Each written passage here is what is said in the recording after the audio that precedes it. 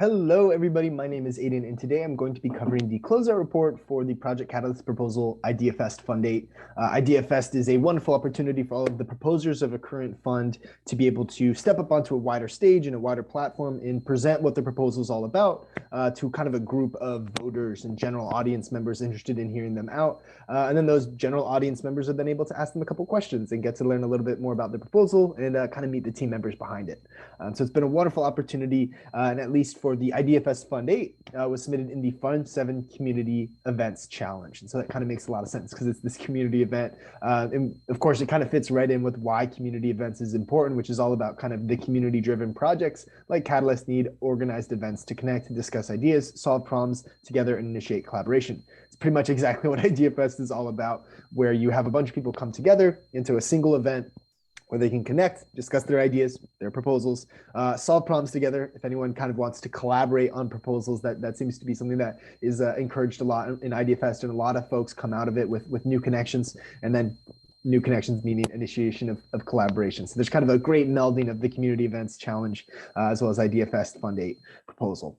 So what is it all about? The problem that was essentially seeked out by the team is that there's a lack of voter and proposer interaction. You see some of that on the initial stages of Project Catalyst, where you can comment on different people's proposals and give them feedback. And then, of course, during the CA stage, if that CA is also a voter. But there isn't a whole lot of, hey, one-to-one direct messaging or voice communication between the proposer and the voter. So the solution is IdeaFest, where you have this stage for proposers to present, and then voters to ask questions and kind of engage with those projects and learn a little bit more about what they're all about. And so what was the outcome of all this? Well, over 200 proposals presented. That's a lot. 200 proposals presented with over 30 hours of content created. And all of those kind of hours of content and proposals presented is all packaged up in that YouTube link you see at the bottom of the slide. So that was an amazing experience. And when you have that many people coming together, sharing that many ideas, it kind of really also just got people super excited about Cardano, Project Catalyst, and what we're building together. And so there was a total of 300 total participants. So if you assume that there's about one proposer or so per presented proposal, you're looking at around 100 or so people that just came in to chat and experience it and maybe vote as well. And then, of course, we had a fantastic guest speaker that was Patrick Tobler of NFT Maker Pro.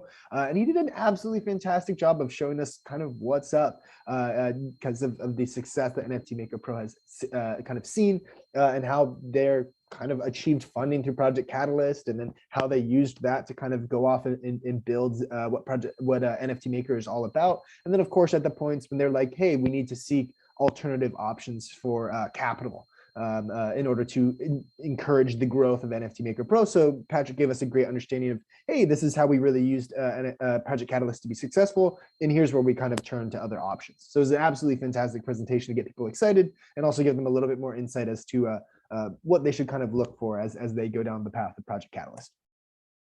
In terms of the outcomes, 2 incredible events. So we had 2 Saturdays in a row. We kind of had an event that started at 1500 UTC in Zoom and then went until probably 2 or so hours later, and just absolutely fantastic time. People really, really enjoyed it. And I had a fantastic time there too. We had a bunch of different hosts that hosted breakout rooms and just a bunch of great energy and environment and people coming together and being happy to talk about what they're building on Cardano.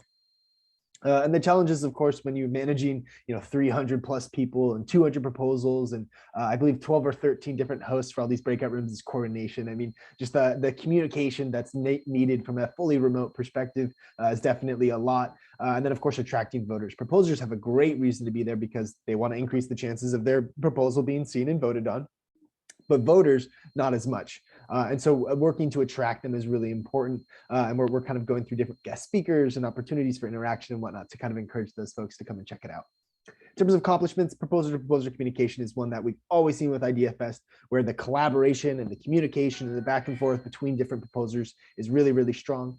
On the story sharing and kind of community building side of things, that's definitely something that we see as well, where now all of a sudden we're all in one place together. And whether we have proposals that kind of match up and that we can work on, doesn't always matter. I mean, it's great if we can work on them together, but now I have your connection. Now I know that if someone reaches out and they say, hey, I need a developer, well, hey, I met a developer at IdeaFest that's looking for some cool projects to work on. And so that community building's there. And then also our capacity to share stories with one another and share perspectives, because we had people from all over the world. You'll see at the beginning of the IdeaFest, if you watch the video, that people are essentially saying that here's where I'm from, and they're from all over the world. So hearing different perspectives and stories is fantastic. And then other accomplishments were is that, you know, you're kind of being a part of something bigger than yourself.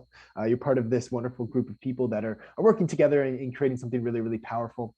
And then, of course, in problem sensing, you can kind of understand, okay, hey, we have all these people from all over different places of the world. We can kind of get a sense of where people are at, what experiences are they going through, and what kind of challenges and roadblocks are kind of blocking their way, and maybe even how we can kind of get those removed.